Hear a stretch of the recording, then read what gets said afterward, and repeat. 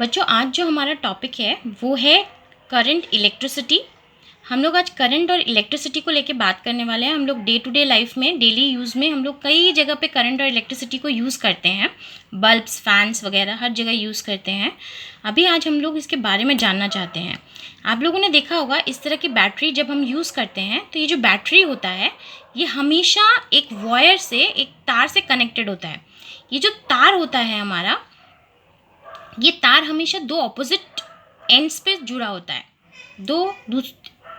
एक ये जो तार होता है ना, एक ही साइड पे नहीं जोड़ते हम लोग, तो हमारा बल्ब नहीं जलेगा। हमेशा एक इस तरफ और एक दूसरी तरफ जोड़ा होता है और एक बल्ब को उससे कनेक्ट किया होता है, तभी वो बल्ब हमारा जलता है। अभी अगर हमारा जो ये फ्लो है, इसी चीज़ को हम बोलते हैं करंट। फ्लो ऑफ चार्जेस जो है इसी को हम करंट बोलते हैं। यहाँ से जो दिखा रहे हैं डायरेक्शन, ये इलेक्ट्रॉन का फ्लो दिखा रहे हैं हम लोग।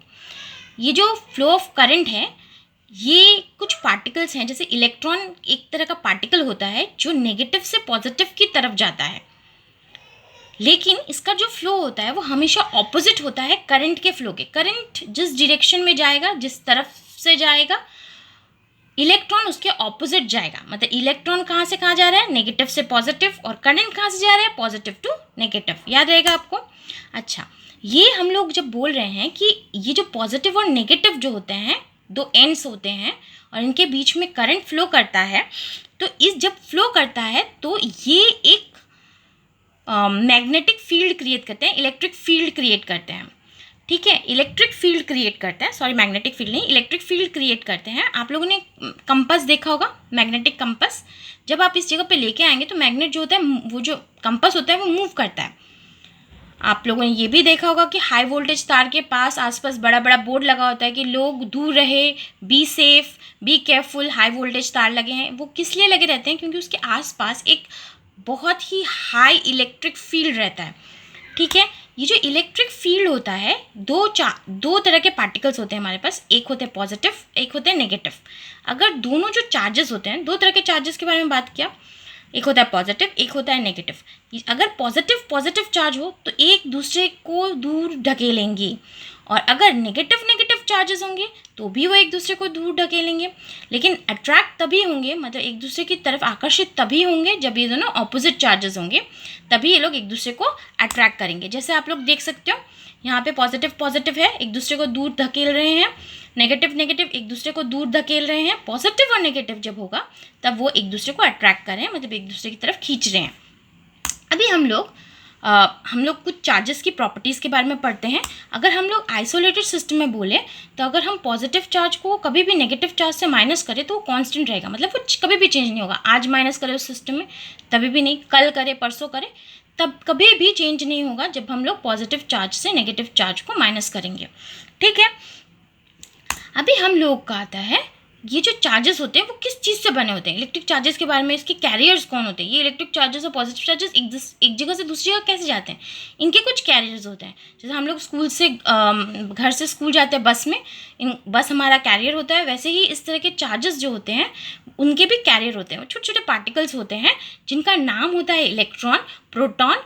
ये एक न्यूक्लियस के अंदर होते हैं। जैसे आप लोग ये देख सकते हैं, न्यूक्लियस है, न्यूक्लियस के अंदर इलेक्ट्रॉन जो होता है वो नेगेटिव का साइन देख पा रहे हो, और जो प्रोटॉन है ये पॉजिटिव का साइन।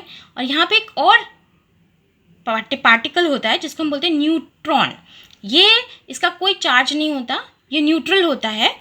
ठीक है, तो आप लोग, जैसे आपको बोला गया कि प्रोटॉन जो होता है वो पॉजिटिव चार्ज यानी प्लस ई से हम उसको बोलते हैं, इलेक्ट्रॉन जो होता है माइनस ई से। अब आप लोग देख सकते होंगे प्रोटॉन चार्जेस को हम जो प्लस ई बोल रहे हैं और इलेक्ट्रॉन को माइनस ई बोल रहे हैं, तो ई की जो वैल्यू होगी वो ये है 1.602 इंटू 10⁻⁻19 कूलम्स। ये दोनों के चार्जेस सेम है बट साइन ऑपोजिट है। याद रहेगा आपको। अच्छा, एक पोलैरिटी बोलकर एक टर्म होता है। ये पोलैरिटी क्या है? जैसे आपको बोला कि पॉजिटिव चार्जेस अट्रैक्ट कर, पॉजिटिव एक ही जैसे चार्जेस एक दूसरे को रिपेल करते हैं, दूर भगाते हैं, और नेगेटिव चार्जेस मतलब ऑपोजिट चार्जेस एक दूसरे को अपने तरफ आकर्षित करते हैं। यहाँ पे आप लोगों ने जो देखा होगा, ये जो H2O का है, ये H2O का एक मॉलिक्यूल है। यहाँ पे ये जो आप देख रहे हैं ये है हमारा O, और ये H है। ये दो दोनों चार्जेस हैं, ये पॉजिटिव चार्ज है, एक दूसरे को दूर धकेलते हैं, और O जो है वो नेगेटिव है, क्योंकि ये नेगेटिव है, ये इससे भी जुड़ गया और ये इससे भी जुड़ गया। जुड़ने के बाद इन सब में एक पोलैरिटी क्रिएट हो गई, ठीक है। इसे कहते हैं commonly use for example of polarity. यही जो चीज़ है ये हम लोग पोलैरिटी के लिए यूज़ करते हैं, ठीक है। आप लोग देख रहे हो, जैसे आपको बोला गया है, चार्ज जो होता है वो सेम रहता है जब पॉजिटिव और माइनस करते हैं नेगेटिव से। यहाँ पे भी आपका जो चार्ज होता है वो कंजर्व्ड होता है, प्रिजर्व्ड होता है, कंजर्व्ड होता है। ये कभी भी चार्जेस एक सिस्टम से दूसरी सिस्टम में ट्रांसफ़र ज़रूर होगा, बट वो लोग डिस्ट्रॉय नहीं होंगे, ना क्रिएट होंगे, नए चार्जेस ना बनेंगे, और ना ही जो चार्ज थे पॉजिटिव या नेगेटिव, जो चार्जेस थे हमारे वो ख़त्म हो जाएंगे, वो वैसे के वैसे रहेंगे। जब भी हम नया सिस्टम उसके आसपास लेके आएंगे तो एक सिस्टम से दूसरे सिस्टम में वो लोग चले जाएंगे, लेकिन जो चार्ज होगा वो सेम रहेगा, कोई भी चेंज नहीं होगा।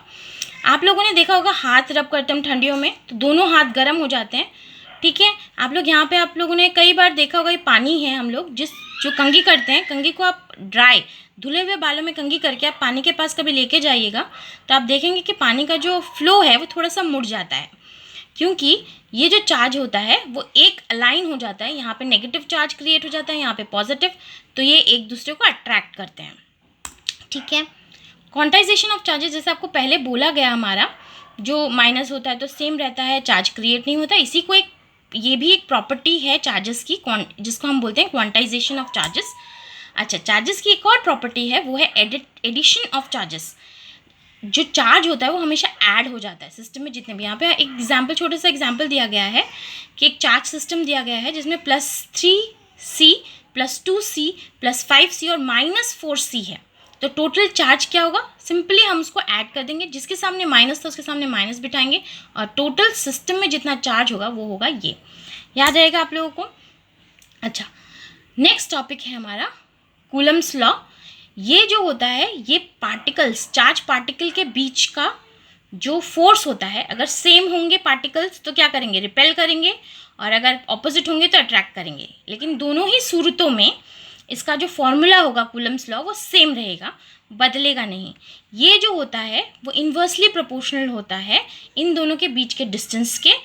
ये एक दूसरे से कितनी दूरी पे है वो हमेशा r² inversely proportional of the square of the distance, मतलब जितना दूर होगा उसके स्क्वायर हमेशा नीचे बैठेगा।